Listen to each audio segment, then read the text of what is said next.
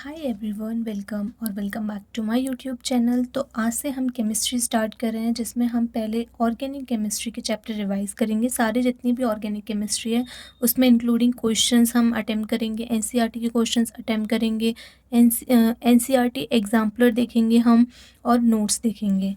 ठीक है, तो आप पेन और कॉपी लेके ज़रूर बैठिए and if you like please subscribe to my YouTube channel. तो चलिए चलते हैं, स्टार्ट करते हैं।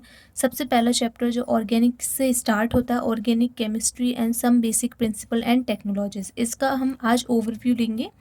ये जो वीक है, ये जो हमारा वीक है, इसमें हम पूरी केमिस्ट्री पढ़ेंगे एंड नेक्स्ट वीक हम बायोलॉजी स्टार्ट करेंगे।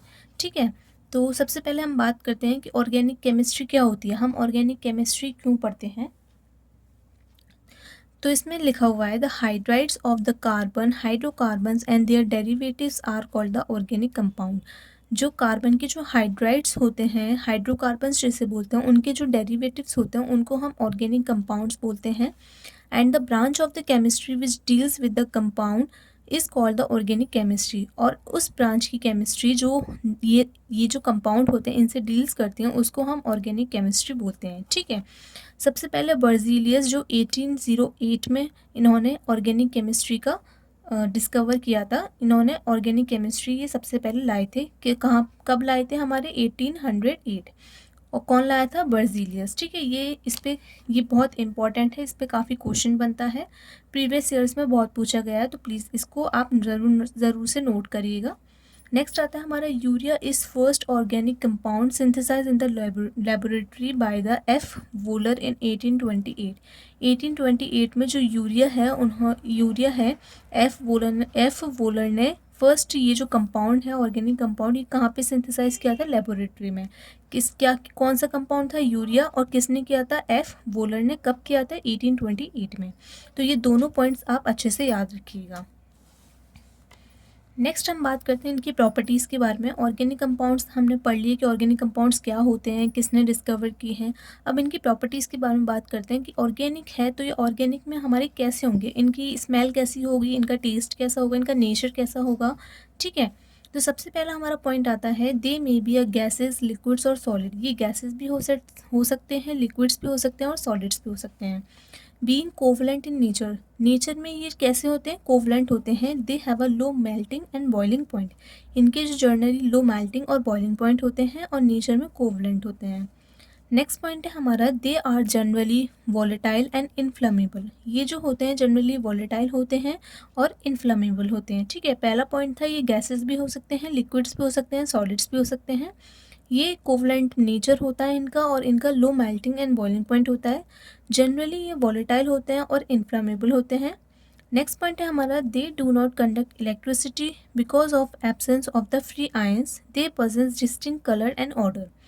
ये जो होते हैं इलेक्ट्रिसिटी को कंडक्ट नहीं कर सकते क्योंकि इनके पास फ्री आयंस की कमी होती है, इस वजह से ये इलेक्ट्रिसिटी को कंडक्ट नहीं कर सकते। ये जो होते हैं ये colour, different type of the colours produce करते हैं और स्मेल प्रोड्यूस करते हैं। ठीक है, तो आपने जान लिया कि ऑर्गेनिक कंपाउंड क्या होते हैं और इनकी कैसा प्रॉपर्टीज़ होती हैं। ठीक है, अब ऑर्गेनिक कंपाउंड में 3 चीज़ आती हैं। अगर हम ऑर्गेनिक कंपाउंड में हमने सबसे पहले हाइब्रिडाइजेशन पढ़ना होता है। हाइब्रिडाइजेशन हमारे 3 प्रकार के होते हैं, sp, sp2 एंड sp3। सबसे पहले जो बॉन्ड एंगल होता है हमारा sp3 हाइब्रिडाइज कार्बन एटम का, वो होता है हमारा 109 डिग्री और 28 मिनट। ठीक है, 109 और 28 मिनट। ठीक है, bond angle of sp2 hybridise का जो बॉन्ड एंगल होता है वो कितना होता है? 120 डिग्री। नेक्स्ट जो sp का हाइब्रिडाइजेशन होता है वो होता है हमारा 180। काफ़ी इंपॉर्टेंट चीज़ें हैं ये जो मैंने नोट करी हैं, तो आप इसको अच्छे से नोट करिएगा। जो जैसे मैंने पॉइंट टू पॉइंट लिखा है वैसे आप लिखिएगा। बॉन्ड एंगल जो होता है कार्बन कार्बन का, कार्बन डबल बॉन्ड का और कार्बन ट्रिपल बॉन्ड का, वो कितना होता है? 1.54 एंगस्ट्रॉन, 1.34 एंगस्ट्रॉन एंड 1.20 एंगस्ट्रॉन। ठीक है, तो काफ़ी इंपॉर्टेंट चीज़ें हैं, इसको आप नोट कर लीजिएगा और बहुत ईजिली मेमोराइज हो जाएगी। अब हम बात करते हैं classification of organic compound. Organic compound का हम क्लासिफिकेशन देखते हैं। ऑर्गेनिक कंपाउंड पढ़ लिया हमने, प्रॉपर्टीज़ पढ़ लिया, बॉन्ड एंगल्स पढ़ लिया। अब हम क्लासिफिकेशन देते हैं ऑर्गेनिक कंपाउंड का। ये 2 टाइप की क्लासिफिकेशन होता है इसमें, एसाइक्लिक जिसे हम ओपन चेन कंपाउंड्स बोलते हैं जिसमें कोई भी ब्रांच चेन नहीं होती है। दूसरा होता है हमारा साइक्लिक चेन जो किसे हम क्लोज चेन बोलते हैं, जो सर्कल्स, जो बेंजीन्स होते हैं उनको हम क्लोज चेन बोलते हैं, और सिंपल जो कार्बन की चेन होती है उनको हम एसाइक्लिक ओपन चेन कंपाउंड्स बोलते हैं।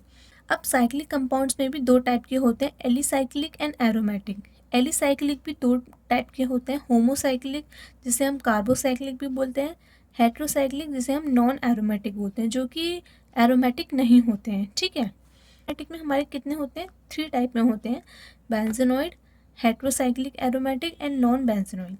ठीक है, अब हम बात करते हैं फंक्शनल ग्रुप के बारे में।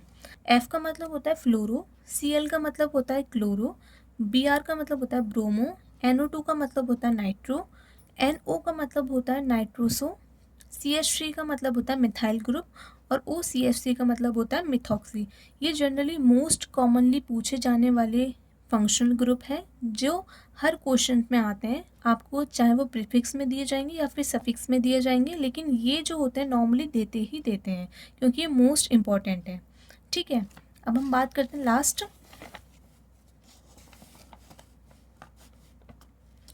Order of the decreasing priority for the functional group. मतलब फंक्शनल ग्रुप की जो डिक्रीजिंग ऑर्डर होता है वो कौन हमारा आता है, वो आता है हमारा कार्बोक्सिलिक ग्रुप COOH।